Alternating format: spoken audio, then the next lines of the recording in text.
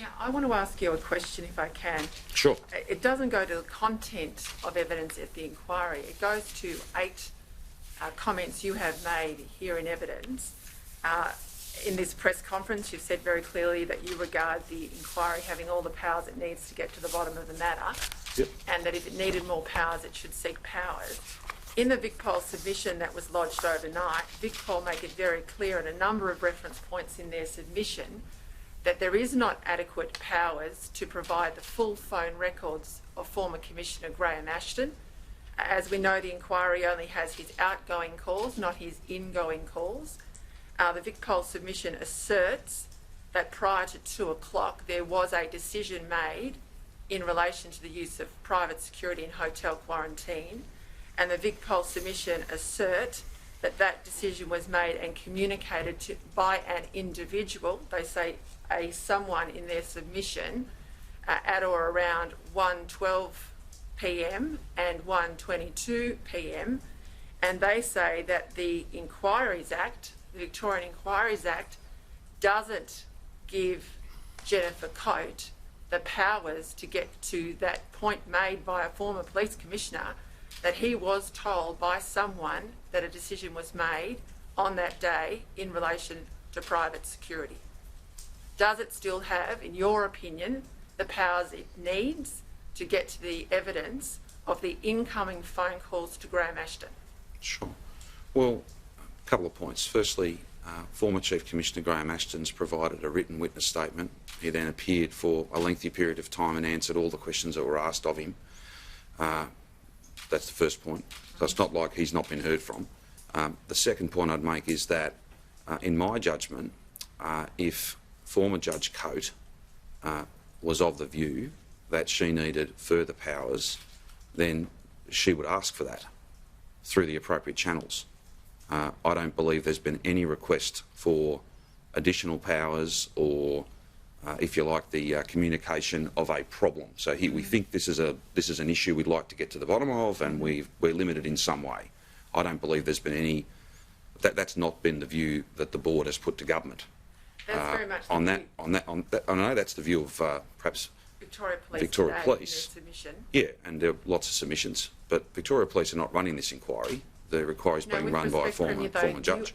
The powers that they seek in relation to the Telecommunications Interception Act are federal powers. They're powers that are not even in your gift to provide. No, indeed. But again, the key point here is Victoria Police have made a submission. The inquiry will look at that submission like all submissions that are made.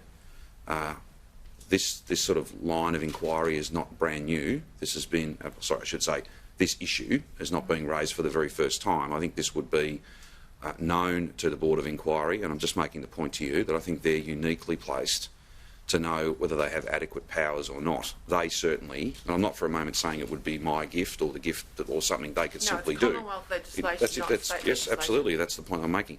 What I'm saying to you is, though, they've not given, even though they are uniquely placed to determine what they need, they've not come to me, they've not come to government and said, look, this is a gap, this is a deficiency, we need it remedied. Can you assist us, for instance, in that? There's been no such dialogue or discussion. If it were to come forward, if they were to raise an issue like that or any other issue, much like when they came to us a couple of weeks ago, roughly a couple of weeks ago, and said we need more money, the answer was almost instantaneous, and it was in the affirmative. So we're all here to help and to provide whatever support and assistance we can. With respect, Premier, it's not a question of resources. This is a question of access to telephone records, which would prove, according to the contention of Victoria Police and Graham Ashton, that an individual communicated in that 6-minute period to Graham Ashton that there was a decision, not a creeping assumption, that there was a decision in relation to hotel quarantine. Now, Graham Ashton's records are incomplete because he cannot access, without a federal warrant, not state warrant, federal warrant, the incoming call record. But I might state that Chris Eccles, your records, Lisa Neville's records, and indeed your Chief of Staff's phone records, none of those at all have been provided to this inquiry. And I would think that that would be a very important piece of evidence to any inquiry worth its salt. Well, you may choose to reflect on the inquiry. I'm not. They will seek what they believe is appropriate. And I don't think anyone. I'm making the point they don't have the powers under the State Inquiries Act. No, but with the greatest of respect, though, you've just gone a little bit further than that, and perhaps given the inference that things have not been provided to the inquiry. The inquiry didn't seek any of the material that you've just outlined. So I wouldn't want anyone listening or watching at home to think that there was some material that was not handed up. It was not sought. All material that has been sought has been handed up, and all those, to my knowledge, all those who were asked to give evidence or to provide witness statements have done that. I'm not arguing that there's an equivalence between the budget and statutory powers. The point I'm making to you, though, maybe I wasn't as clear as I should have been. The point I'm making to you is, at any point where this inquiry has sought more from the government, the answer has been yes. So the budget issue, I think, hopefully establishes a really key point here.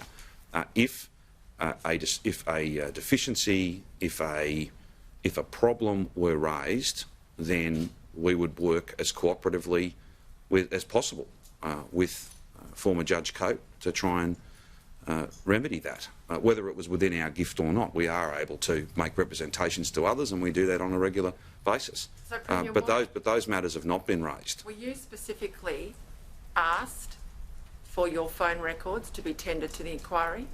I don't believe so.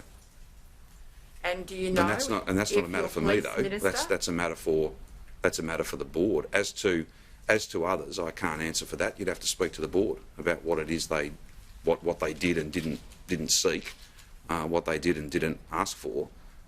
That's entirely a matter for a process that is completely at arm's length from government, as it should be, under an act of the Victorian Parliament.